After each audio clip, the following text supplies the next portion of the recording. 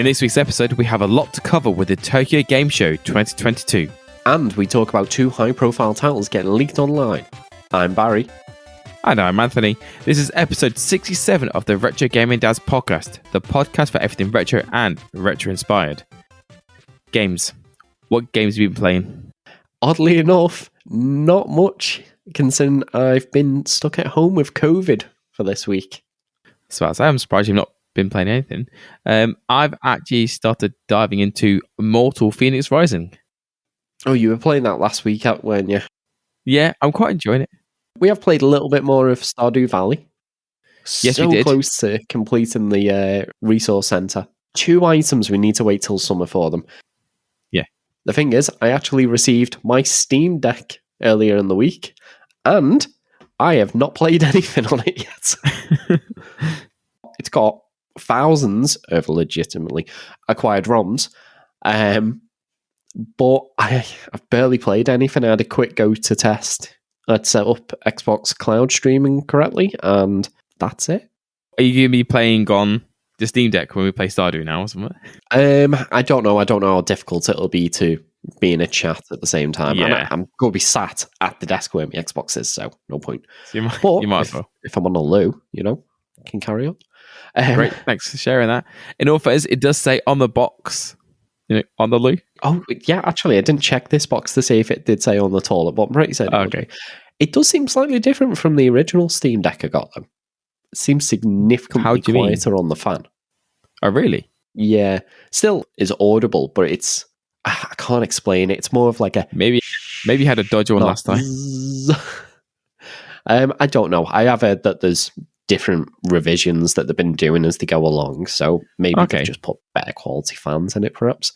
Yeah, but at least they haven't increased the price and decreased the fan or anything like PlayStation has, I was going to say, who would be so diabolical as to do such a thing? Although, in all fairness, apparently that PlayStation 5 revision runs a little bit cooler and consumes less energy. How? I'd love to know how. So it sounds like they've put more efficient internals, but still put it in the massive case. Actually, just before we get on to our news, there's rumours of yet another PlayStation 5 revision coming out. What? Why? So Sony are looking at doing a PlayStation 5 with a detachable optical drive. Why? I think it's for 2 reasons. This is assuming it's correct. One, it means that they only have to really make one model of the PlayStation. They don't have to do a one with a disc drive and one without. Yeah, and then later on, they could buy a disc drive separately, I guess, to put on themselves. Exactly. It's an option for people to pick up a disc drive later on, of which actually there's been a rumour for the Xbox Series S might get one eventually as well. Do you know, that'd be handy because I did get the S and I absolutely love it, but there's just a couple of disc games that I'd love to be able to play. Also, with my DVD player again. So I've got a DVD player and my Xbox sat on the shelf next to each other. Yeah, I don't know. See, I've still got my Xbox One X. Yeah. So we use that for disc-based stuff. At the moment, I don't think I'd want an external drive for me S. I remember having the HD DVD drive for the Xbox 360, and it was just more clutter. Yeah, but it's going to be like a slimline version, surely. Maybe it would be. Maybe it wouldn't be a big chunking thing like the HD DVD drive. The other reason I would imagine they'd do it is if they're selling what is primarily a digital first console, it's going to start pushing a lot more people towards getting digital versions of games. If you've got a removable optical drive, then what you might do is think, I'll unplug it because I'm not using it at the moment. And then you go to buy a game and you're like, I have to go plug that thing back in. It's another thing hanging off the side. Do you know what? I'll just go on the PlayStation store and buy it the same price or near enough same price. All right. So there's a way to kind of tailor people towards getting digitally. Maybe. I could be completely wrong, to be honest. Well, we know Sony are dirty scrubs, so let's get on with the podcast. Don't. We probably get loads of hate for this. I think we might do anyway. Just before we start, we'd like to say a massive thank you to our Patreon subscribers, Short Gizmo and Bobby Socks. Without your support, well, in all fairness, we probably wouldn't be able to afford a cup of coffee to get through the episode. should we go into the news? We've got quite a lot of news around Tokyo Game Show and quite a lot of news around not the Tokyo Game Show as well, actually, this week. Absolutely tons of it. And I'm going to lead into this. Oh, I know this is your favourite topic for the podcast. Sonic, again, we can't seem to get away from Sonic at all. I feel like either Sega's doing it on purpose or you are just like holding it off and then going every week, you're like, another one, just to, throw me into a spiral. But this one isn't a game, though. It is the TV series coming to Netflix. Yeah, so Sonic Prime, we've had like a teaser. Now we've got a trailer teaser. I like the animated style. It seems to have the Sonic Boom animation, but it's not got like the really weird character. The Sonic Boom proportions. Yeah, I really, honestly, seeing Sonic and Knuckles stood the way the proportions are puts me off on that show. The only thing I don't really like, and this is just artistic choice, is when he's running and his leg goes into the figure eight elastic band sort of shape. I feel like there should be one for each foot, not just one central red ring underneath him when he's running. You think, two different red streaks rather than just one red streak? Yeah, it just looks like he's a bit unbalanced, that's all. But it's not a deal breaker. It's not as if his arms are blue or anything. Can you imagine? Yeah, Sonic Boom. What we'll do is we'll make sure it's in the show notes if you want to watch it. But I'm excited for it. I'm definitely excited to watch it with the boys as well. Samson and Asher will definitely enjoy this. Yeah, I'm going to have to ring my brother up and go, can I have your Netflix password? It's only a brief trailer. Yes. It shows Shadow. Doesn't really give anything away as far as I can tell. What's the big cat called? He's called Big the Cat. Oh, it's Big the Cat. I call him Big Blue at first, but I know he's Big something. I know it's big. I'm sorry. He's Sonic the Hedgehog. I couldn't quite remember how exactly the name went for him. What's Big the Cat called? It's called Big the Cat. At least he doesn't sound like he's just been lobotomized in that, though. Froggy, where are you, Froggy? Yeah. It seems weird actually seeing him talk properly. So there you go. That was relatively painless. That's all the Sonic news that I've got for this week. All right, whatever. Until next week. Told you. You're keeping it stored up somewhere. Yeah, I'm there ringing Netflix. Hey, Netflix, do me a favour. We've got a podcast coming out this week. Could you just hold that trailer until next week so I can put it in the next episode? Yeah, cheers, bye. Just want to wind up my co-host. I'd find something else to wind you up with. Just seeing you winds me up. Going on something that not only will make me happy, but will make a lot of gamers happy. Microsoft have released an update that fixes the need to be online to install disc-based games. I think this is a fantastic step in the right direction. It was a strange one I thought for them to put in, and the 360 never had the DRM checks, so why did it put into the Xbox One? A lot of people are going to appreciate it because then they're not restricted to having to be online. If there is something, say the internet does go down, they can still play it in some way. I think there are other reasons than just needing to do it. Why? Oh, yeah. You needed to be connected online. For example, some games that are branded as Xbox One and Xbox Series X games only contain one or the other version on it, so they might only have the Xbox One data. And in some cases, it's not the full game. Like the most egregious one was, I think it was a Tony Hawk's game that literally had the tutorial. Nothing else was on the disc. Everything else needed to be downloaded. But in terms of the prosperity of these games, the fact that you don't need to do that check and it will allow you to install and play at least what's on the disc is a massive step forward, as you say. It is, especially if, say, I don't know, many years down the line, the Xbox has no longer got connected to the store and that. Say you want to pull out your game when it turns a retro game and play a game online, you can still do it at that point rather than just having a game and an Xbox with nothing to do with them. Yeah. So I kind of guess it helps with the preservation in that side. Yeah, absolutely. And I think that's something that's really being overlooked by a lot of companies, the preservation of these titles. Yes. Now, this doesn't cover every single game that's on a disc. This is only for Xbox One and Xbox Series X titles. So if you've got the disc of them, as long as it's got all the data on it, you're good to pop it in and start playing straight away. Obviously, if it requires like online play or anything, that's a whole nother thing. However, Game Pass titles obviously still need a connection to the internet because you'd need it anyway to download the title. Yeah. Xbox 360 backwards compatible and original Xbox backward compatible titles also need an internet access. Again, they don't run directly from the disc. What they do is they see you've got the disc in and download it from the Xbox store. So is this going to be the same for any games you buy from the store? Or is that going to be locked out so you have to be online for them? Or like a digital game you bought, sorry. No, because you are online when you download it, aren't you? So you've got the Yes. license for your console then. What Yeah, this 'cause like, is, do you remember when we were talking about issue with PlayStation consoles where the CMOS battery went?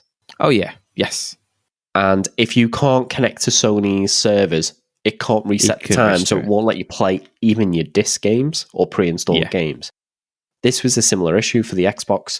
What happened was, if you bought a game, and just say your internet went down, but you've got a disc game that you've never played before, the first time you put it in, you can't play it. You need to be Yeah. online for that initial time. See, I thought so. So any games that you've bought and downloaded onto your Xbox, you have to play if you go offline. Yeah, even disc-based ones, as long as you've been online that initial time, you can still play them Yeah. offline. This removes that requirement for the disc-based games, at least for the Yeah. Xbox One and Series X titles. So it's positive news. It's not the most glamorous news, but it's positive. Better than none. All right. Leak time. We do love a good leak, don't we? Yes, they're so yummy. I know. Delicious. Be careful of any leaks in your boat, though. Now, GTA6 and Diablo 4 have both had pretty major leaks in the last week or two. GTA's had quite a lot of videos come out of it. Yeah, literally 24 hours apart. Oh, were they? Is that it? Flippin' heck. Yeah. GTA 6 had a massive leak, and then a day later, Diablo 4, I want in on that action, and they had their own massive leak. Now, do you feel this is tactful, or do you think this was? I don't think it was intentional, if that's what you're asking. So GTA 6 had 90 videos released, all of a few minutes each. So it shows that GTA 6 will be returning to Vice City once again. But not only that, you can play as a female character as well, which is a first for any GTA game. Is this in the story mode, is it? Yeah. I went to see if I could see any of these videos, but they'd already been taken down, and I won't go hunting too much for them. Just so people are aware, these leaked videos will not be in the show notes for obvious reasons. We don't want to get hit. Yeah, Take-Two and Activision have far more money than we do. Obviously, no one wants all the data leaked online, and I think rightly so. Rockstar and Take-Two are unhappy that all this information's been leaked online, especially considering they've never actually publicly had a chance to announce the game, because a lot of people are already actually moaning about the quality of this title that's never officially been revealed. I know how daft that, but what a sucky way for it to get released. They must have been planning a reveal for it to come out. I think Rockstar Games had an intrusion, didn't they? So it looks like it was possibly. Yeah, they haven't grabbed announced how it was via- done, but they have said no personal information has been deleted, and it shouldn't have any effect on the gaming servers.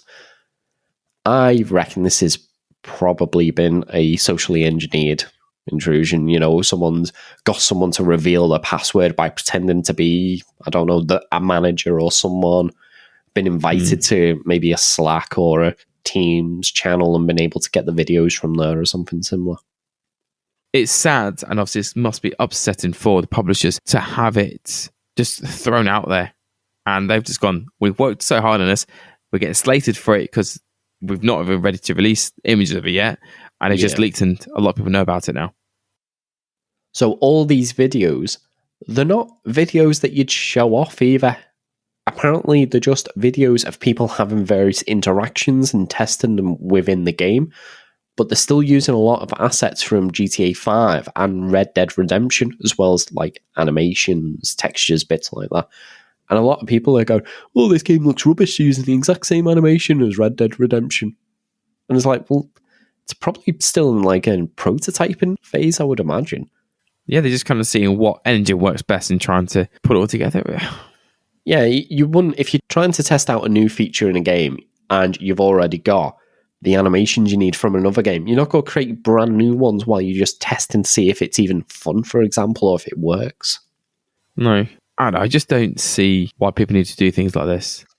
I don't know. I can see why they do it. I just don't understand why they do it. Obviously, they want to do it because then that makes them internet famous, doesn't it? Yeah, well, they just want to ruin it for the people. Internet infamous, I guess they'll be. Now, Rockstar have said that this shouldn't make any difference with the development of the title. That's a good thing because potentially it could have derailed it by weeks or months, while they're investigating and that. Yeah. However, the person or the group that's actually got all this data from Rockstar has now seemingly invited them to negotiate with him. Yeah, and has a very thinly veiled threat that it will release more source code, assets, and videos in the future. That's just no offense. If they do get into conversations and obviously wants to negotiate a deal, I'm fairly certain they'll find out who the person is. And yeah, I can't see this ending well for it. No, I don't see this anywhere from at all. We're going to negotiate a deal. The police would already be involved. They'd already be trying to locate the hacker, cybersecurity and everything else. They'll already be trying to get hold of this person. So if they try to get into a deal and try to get a deal sorted, I don't see this person being able to hide behind a sort of shroud of mystery for long. Well, they have already confirmed that they have passed any relevant details across to the FBI to investigate. Well, there you go. So I think this person needs to cut and run, but I'm pretty certain he's going to get caught. I did spot a comment where someone said, wow, he went to 5-star wanted level really quickly. Do you know what? I did see that as well. Not quite as nefarious as this one, but as we mentioned before, Diablo 4 has also had almost 45 minutes of footage leaked online as well. I think the way it was leaked was very sucky. They obviously... Yes. So go on, for anyone listening, how was it leaked online, this footage? Was it like cyber intrusion? Did the Mission Impossible style go through the vents and steal a pen drive with footage? What exciting way did they do it? Do you know, I'd love to tell you yes, but actually it was just that an alpha tester streamed it to someone else who they must have known or something, and they just screen recorded the gameplay and then posted that online. So it's not like it was hacked. It's not like, someone walked to the building, stuck a pen drive into the PC and downloaded it all. He just was screen shared from, as I said, I'm assuming it's his friend who he thought he could trust. Well, with friends like that, who needs enemies? Yeah, exactly. That obviously would have got the alpha test in trouble, because I reckon that they would have known who that was. So that would be him in trouble, and the person leaked it in trouble as well. I would imagine that alpha tester is no longer testing anything else in future. No, he's unfortunately going to have a black mark next to his name. Yes. But then again, in all fairness, that's a really sucky thing for someone to do. If you're going, I'm testing new Diablo, like, let me see. You're like, I'll share my screen with you. And then they record it. That was a really stupid thing to do. Because it was signed NDAs. Yeah, so they are not allowed to reveal it to anyone. So what's the friend done to go, well, I didn't sign the NDA, so I'll post it online.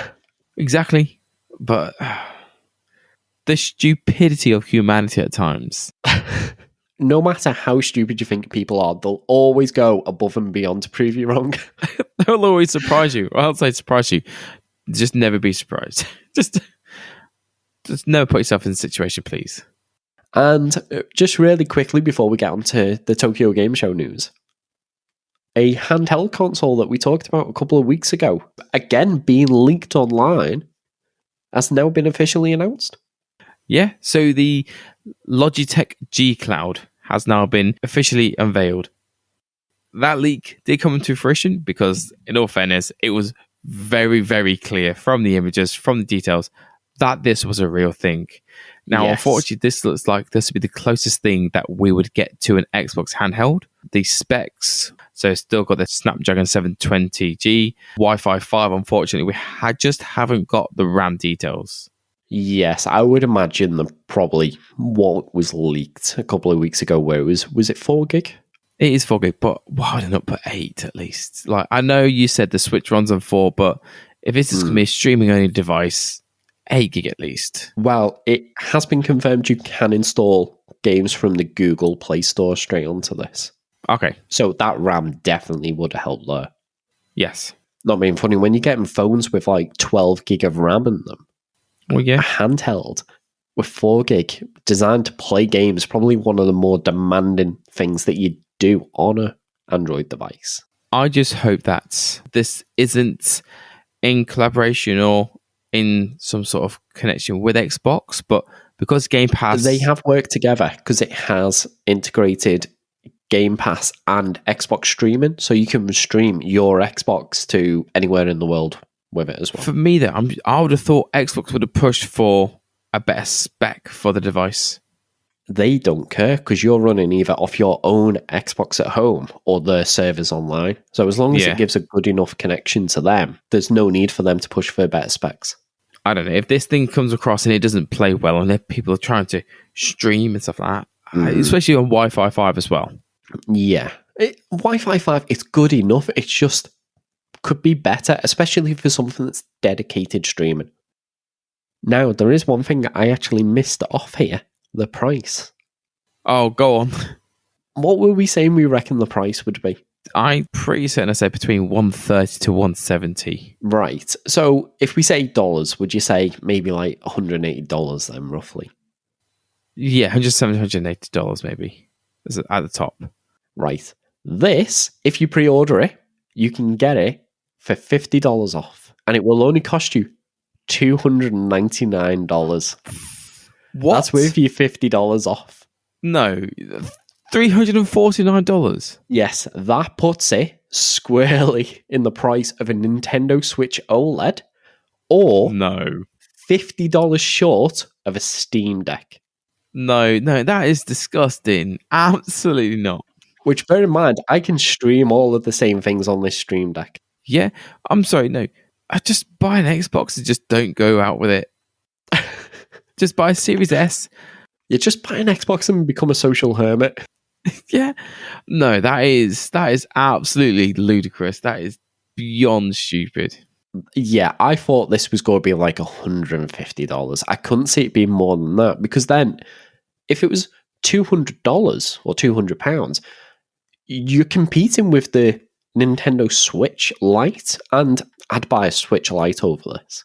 Oh, yeah. Well, I kind of feel like you left the pricing off just for this fact. Genuinely forgot to put the price on, but I was looking at it going, oh, why haven't I put the price on? And I thought, see if Anthony's seen it yet.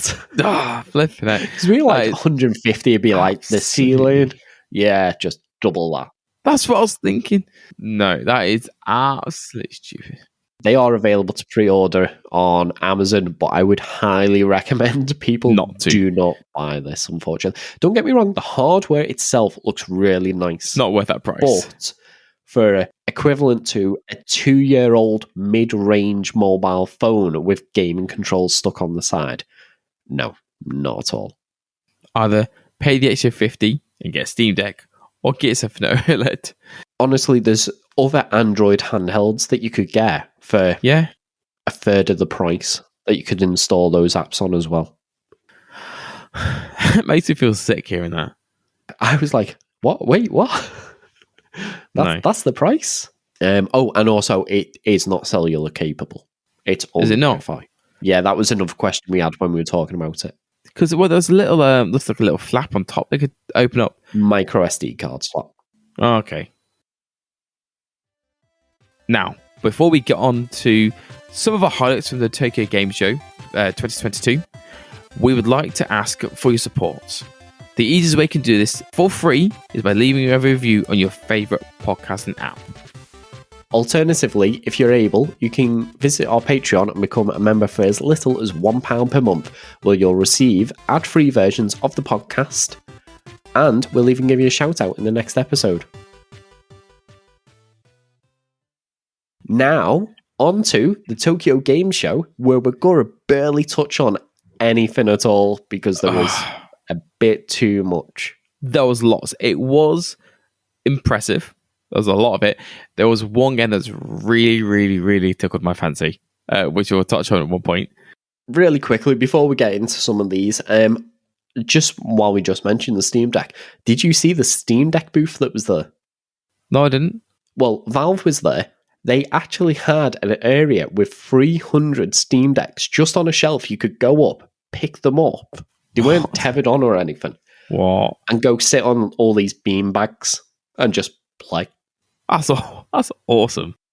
Also, someone pointed out the Sega booth, they had Persona 5 and they had the demo kiosks and they had Switch, Xbox, PlayStation, and then in the middle of them, Steam Deck. Oh, really? Yeah, so it looks like people are starting to adopt it as if it's like a fourth pillar of the consoles. That's very interesting. That is having such a stipulation within the gaming market already to be so forefront of a gaming show. It was only released this year. So, was it last year? No, it pre-ordered it last year, but they only started shipping in April, I think it was. Yeah. So, that's actually really big, significant impacts they've had in such a short amount of time that it's being considered that much. The reason they had such a big presence there is because they have made quite a big push into Asia in the recent months. Okay, so they're kind of starting to take a big step into the market. So following from that, Tokyo Game Show, we're kind of happy to have them there. I would imagine with PlayStation raising the price on the PS5 quite significantly, what was it, 20-25%, depending on the model. Oh, yeah. They look for alternatives. A lot of people, especially in Japan, seem to like the Nintendo Switch and it being portable. Well, a portable PC for less than the cost of the cheapest PlayStation 5, that, although it's running at 720p on the screen, gives you comparable sort of quality to like PlayStation Steam. 4. Well, think about all the libraries you can access, just not one little handheld console. Exactly. And if you don't want to do anything, you've got this massive Steam library, but if you want to fiddle with it, there's so much more that you can get on it as well. Yeah. Sony are really shooting themselves in the foot at the minute, but that's a hole we're not going to go into. Come on, we need to jump into this. We've got so much to cover. Konami is our first publisher that we're going to go through. We are. I am surprised that we are talking positively about anything Konami related, to be honest.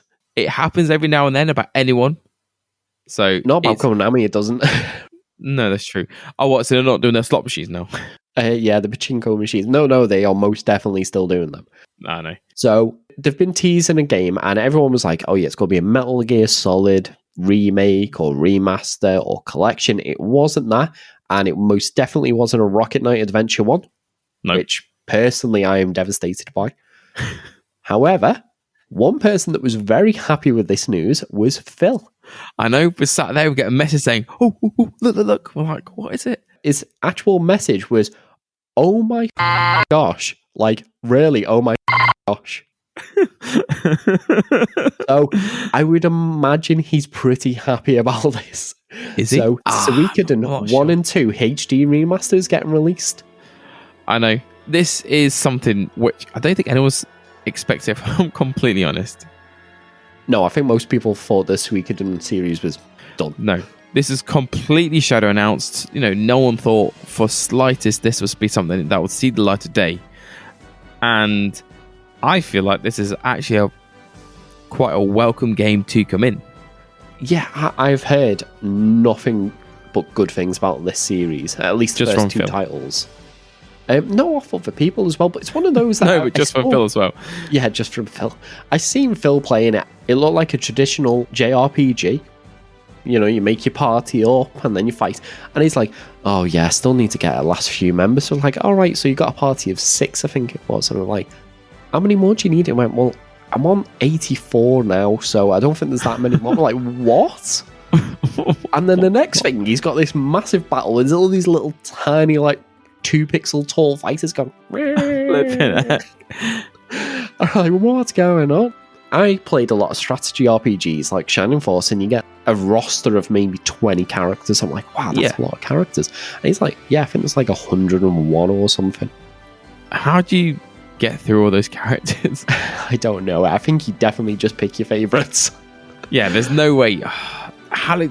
No Phil would be there, sat there for like hours picking his favorites though. Oh yeah, definitely. But yeah, I'm excited for this to come because this is a very, very well, both of them are very, very expensive games, and to have modernized versions of them, I'm very happy about that. So for fans of this series, it's worth mentioning as well that we still also have Ayuden Chronicles 100 Heroes, which is releasing next year as well. That and Suikoden 1 or 2 both come out next year, so that's going to be many hours playing that one. If you're like Barry, you never get around to it. I must admit, 100 Heroes does look like it's the more polished game. And do you know what? I don't even know which one I'd want to play first. Well, 100 Heroes is coming to Game Pass day one as far as I'm aware. Okay, I know which one I'm definitely getting then. So, for fans of this style of RPG, you're going to be spoiled next year.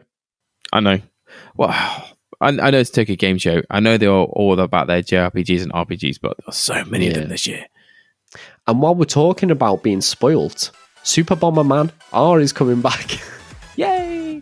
You love Bomberman. So you can spoil the sequel for me as well. Look, I didn't spoil it. Okay, I used a tactical advantage to myself. I no, used you it used like the cheapest character. You done a Phil. You optimized the fun out of this game.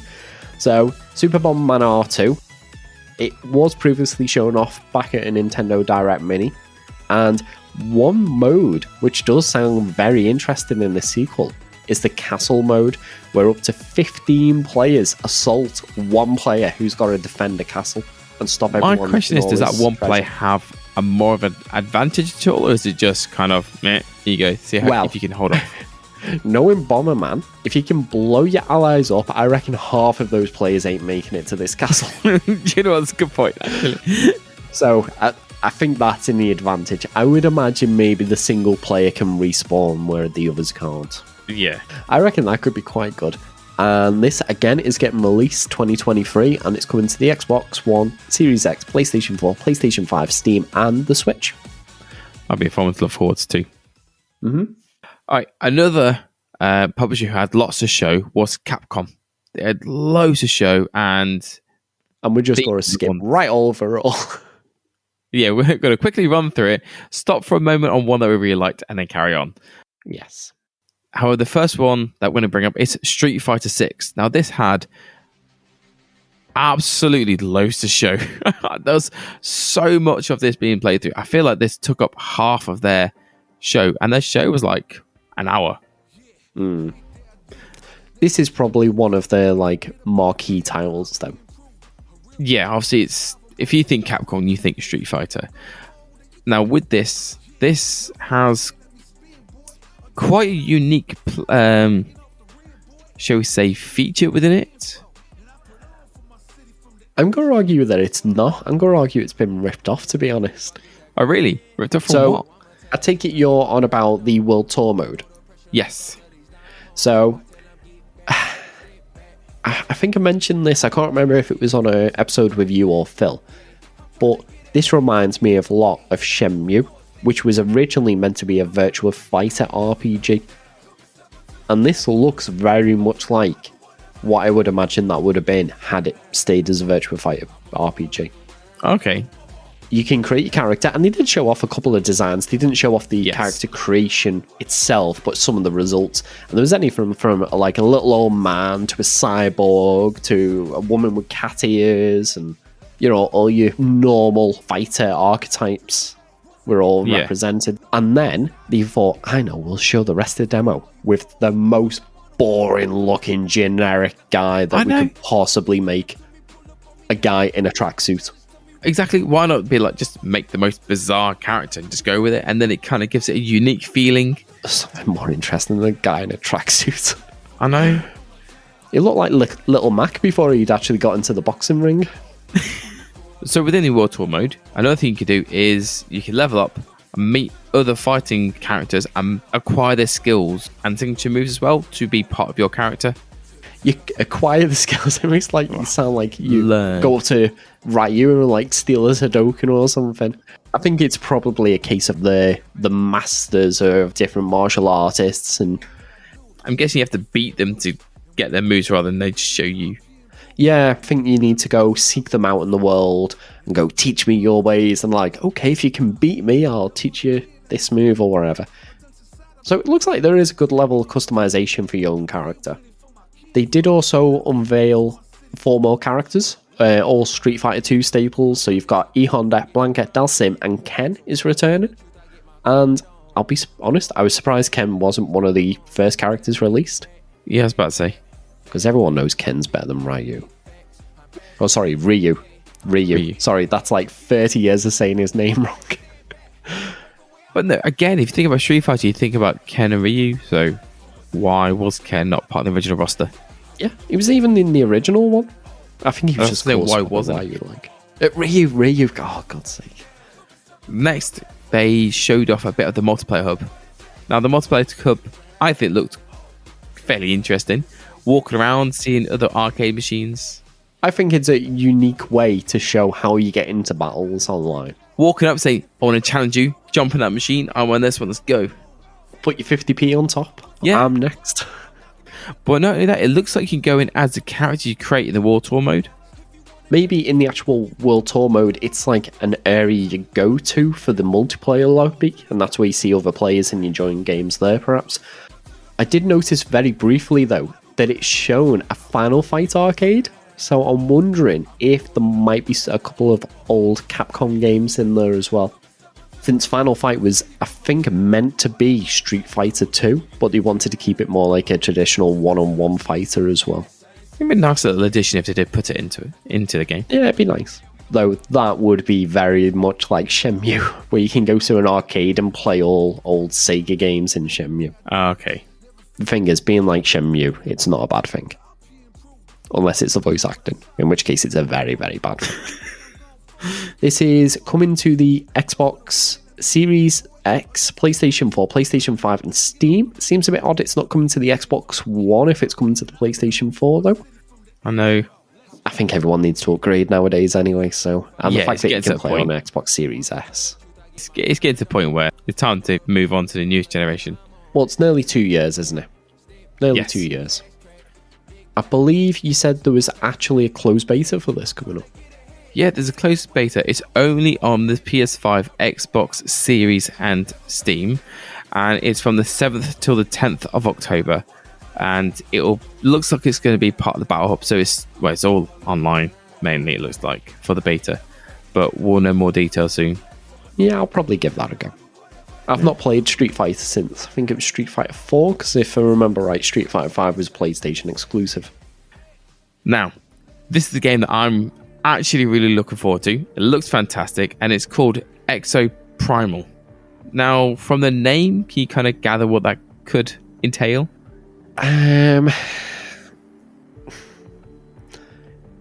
Yes, but only because I've seen the trailer, and it kind of makes sense. Had I guessed Exo Primal, I don't know, a new Primal Rage beat 'em up, I don't know. Now, you go around in a exoskeletal mech suit fighting dinosaurs, basically. Yes. Just out of curiosity before we go on, did you see my description for this section in the notes? Fight dinosaurs in mechs, what not to like? Yeah, there you go. That's all good. Yeah. Honestly, seeing the rift open, loads of Velociraptors pour out, running towards you. Do you know what? If I was in that game, seeing these hundreds of Velociraptors running towards me, I would actually be scared. Yeah, it'd be one of those. I don't think I've got enough bullets for this. No chance. Or like a T-Rex comes out, or Triceratops, they're going, it's one dinosaur, but my gun's not big enough. Yeah, to paraphrase Jaws, I'm gonna need a bigger gun. Yeah. Honestly, it looks so simple, but so exhilarating to do. And it kind of looks like Anthem, but done better. I got very much Anthem vibes. Yeah. Which, as we've mentioned before, Anthem is a great game. There's just not a lot of it. And unfortunately, EA sent it out to die. No. It was a great game. It tanked, and then it's been left to rust. Well, yeah. So maybe this could hopefully reinvigorate some of an exoskeletal game into the gaming market. You just want more mech games. That's what you're trying to say, isn't it? I do. Anything You just mech or want an more exosuit, mech I'm games done. where you shoot dinosaurs, because everyone knows that's an underrepresented genre. Yeah. This is the first of its kind. I ain't seen something like this before. I'm in. I am in.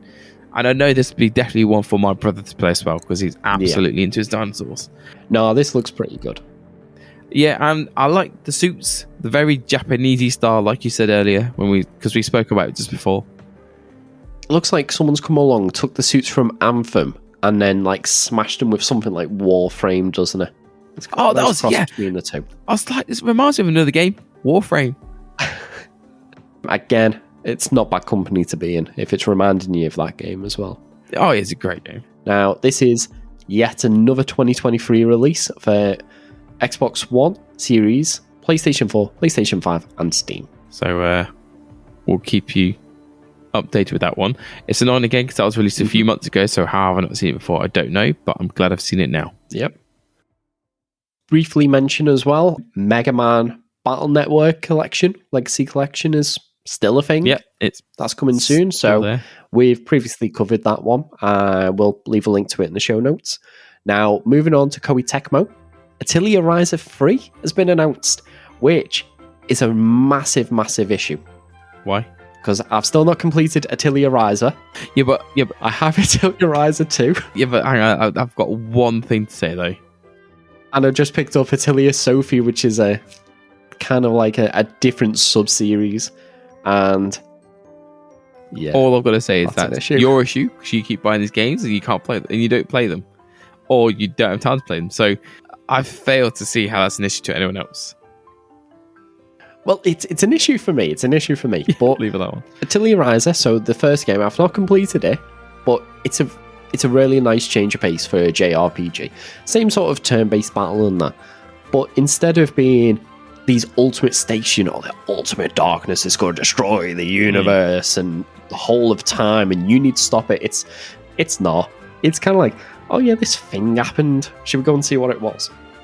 So there's not these huge stakes, or at least up to where I am, where everything is in peril. It's the world's ending. That's it. It feels like when you were a kid and you'd go into those couple of trees and you're like, this is a mysterious forest and we're going on an adventure. It's that sort of feeling in a game. And it's really quite nice, actually. Nice change pace. It looked quite peaceful and relaxing as she was going around, traveling around the world. There's a lot of crafting in it as well, which I think the Atelier series as a whole has a lot of. Now, this is coming to the Switch, PlayStation 4, PlayStation 5, and although it's not confirmed, I would imagine it's probably coming to Steam since the rest of the series is available there as well. Well, screw you for skipping Xbox. And, yeah, unfortunately, this is one that isn't on Xbox. And if anyone's interested in trying these out, Atelier Ryza 1 and 2 are both 50% off on various online stores, including Steam. What, do you reckon that's to do linked in with the release of the third one, or? Oh yeah, no, if you go on Steam, there's a massive Koei Tecmo Tokyo Game Show banner that you click in, and they've got various games, including these, at like 50% off. Alright. So, I'd definitely recommend it. At least the first one. I haven't played the second one yet. But yeah, I'm looking forward to that. Should we talk about the one that somehow both of us missed? Yes, we should. We need to make sure that music is playing in the background, because I cannot believe it's been, been 5 months since this was sort of announced? We didn't know about it until today. Barry, please take it away, because this is your area. So, Ghostbusters Spirits Unleashed. Now, I had actually seen a banner for this and thought it was like some sort of Xbox Live arcade game that came out with the 2016 Ghostbusters for some reason. I never actually clicked to see what it was about or look it up online. This, you get to live my personal childhood dream of becoming a professional Ghostbuster. Yeah, so you turn up, you get to create a character, and you get to join the Ghostbusters. And obviously go and catch ghosts, but you don't just catch ghosts. You can play as a ghost as well. Yeah, I'm not entirely sure if it's specifically one of these asymmetrical 4v1 sort of games, or whether that's just an option that you can do. I don't think so. But it looks pretty good going round and With a little basically sensor. wrecking the place trying to catch a single ghost. You just see the arc coming over and just sort of like everything destroying as the arcs across the wall and that. As they say in the first Ghostbusters, yeah, let's split up, we can do more damage that way. Now, this is one that it's not only coming to the PS4, PS5, Xbox One, Series X and S, and PC. It's coming in less than a month. 18th of October, this comes out. Yeah. And? Go on. And? Go on. No, you. Go on. It's coming to Game Pass. Oh, so we can just download it day one and just play it together. I guarantee this is one that as long as it plays the way it looks and plays well, this is one we're going to be playing for a while. I reckon I'll be there, so I'll get home in the evening and Barry will be like, you coming on? Where are you, Anthony? You coming on? Come on, we're going to play Ghostbusters. You've got to remember one thing, though, the most important thing. What's that? Don't cross the street. I think we should try it to see what happens. See if it does to it. What is it? Try and imagine all life as you know it stopping instantaneously and every molecule in your body exploding at the speed of light. It's on a game. What's the worst that can happen? But I want to watch go. I saw this trailer and I just couldn't help but smile, especially when the Ghostbusters theme started. Yeah, as we're going through, we saw this video and I meant to mention it to Barry, but forgot. So as we're put the note together, we're chatting together we can see each other, and he starts going, "So Ghostbusters one," and his smile as he's listening to the trailer, he was like, "Yes." While we're talking about games coming to Game Pass as well, yes. You saw another one. Yeah, so there was a surprise announcement, literally out of nowhere, of Ni no Kunai, Wrath of the White Witch Remastered. So it's finally come to Xbox and Game Pass, and it came on the day of the Xbox showcase from TGS. So 15th of September that came out. So if you want, you can go pick up now, start playing it. It's in the Game Pass, and it's a fantastic game to play. It's one that I've not played, but I'm pretty certain you have. Yeah, it's an absolutely beautiful looking game. It's, some people go, oh, it looks like a cartoon. This genuinely does at times look like you're playing a cartoon. But not only that, they've also announced Ni no Kunai 2 Revenant Kingdom, which is also due next year as well. And I kind of guess that will also be coming to Game Pass. We can hope. Yeah, we can hope. I kind of feel like if the first one is, surely the second will be.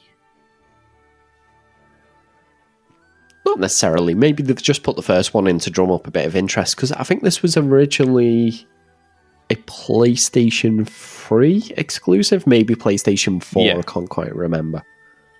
And to see it coming to the Xbox, that's fantastic. Seems to be a lot more Japanese-centric games heading towards the Xbox, I've noticed, even if we don't get all of them. I'm looking at you, Atelier Rise of 3. And last but not least, there's one that I really like the look of, which is Power World. Now, what was your thought on this one? Well, I watched this and went, oh, this is blatantly a Pokemon ripoff. Yeah. It looks bright, colourful, and it's like, yeah, it looks like Pokemon just with like off-brand Pokemon. And then I was watching the trailer, and the next thing, they're like abusing these Pokemon-esque creatures and forcing them to work in like a mine or something, yeah. And then someone's pulling a gun on someone else. Pulls a machine gun. I'm like, this got dark quick. Yeah, at one point I was watching the trailer and this pal pulls out a flipping Gatling gun and just starts mowing things down. You're like, what the heck's happening here? You're like, there was, depending on which trailer you watched, there was one where at the end there was one of like these rocket launchers unfold, and it's just like carpet bombing this entire area. It looks very, very bizarre and interesting. Yeah. The way I would describe it, it's a Pokemon-like open world game, but with guns. Yes. With a lot of guns by the looks of it. What I also look of is the crafting style of it. Now, this is done by the makers of Craftopia, and I like any game that's got some sort of crafting style elements to it. Now, again, this was announced quite a few months ago, and I saw it, and it was only going to be on PC and Steam at first, but they've just announced it's coming to the Xbox One and Series X as well next year. All right. No PlayStation release? Nope. Stuff you PlayStation. I thought, however, Nintendo might have been up for this one, but I don't know, maybe not. There's quite maybe a few Pokemon games. rip-off with guns. Yeah. You could guarantee you'd get angry parents. Oh, yeah. It's disgusting, this new Pokemon. I'm watching my kids shoot other animals. They're like, yeah, it's not Pokemon. You gotta wonder, though. Do you reckon you'll go into a battle, you're just like, barrage missiles, walk up, shooting them and everything, and do you reckon it pops up at the end? Oh, your Palmon fainted. No, mate, he definitely did not faint. He's not just fainted. He's a fine red mist now. Literally got bullet holes through his head. But we barely even touched the Tokyo Game Show this week. We had to scale it right back, didn't we? We did. We kind of sort of picked some of our favourites. Yeah, I think we kind of went more for the retro style games. Yes. Maybe with the exception of Exoprimal. Yeah. Just because, let's face it, we just want to talk about shooting dinosaurs with mechs. It's retro. Dinosaurs are really old. Yeah, good point. Absolutely spot on. So it definitely deserves a place here. Good dinosaurs. And let's face it, Ghostbusters. As a kid of the 80s. Oh, definitely retro Ghostbusters. Still want to be a Ghostbuster. Do you know what? Elliot keeps asking me to dress up for Halloween with him. And I keep going online and I keep looking at reproduction proton packs. I'm like, I want one of them. And Kerry's like, what? Just for one day? I'm like, wait, what are you on about? You just want it for one day, Halloween. I'm like, I'd wear this every single day. Well, I think that's all we've got for this week, isn't it? It is. It's been hectic as anything, but as always, we've been in Retro Gaming Dads, and we'll catch you next time.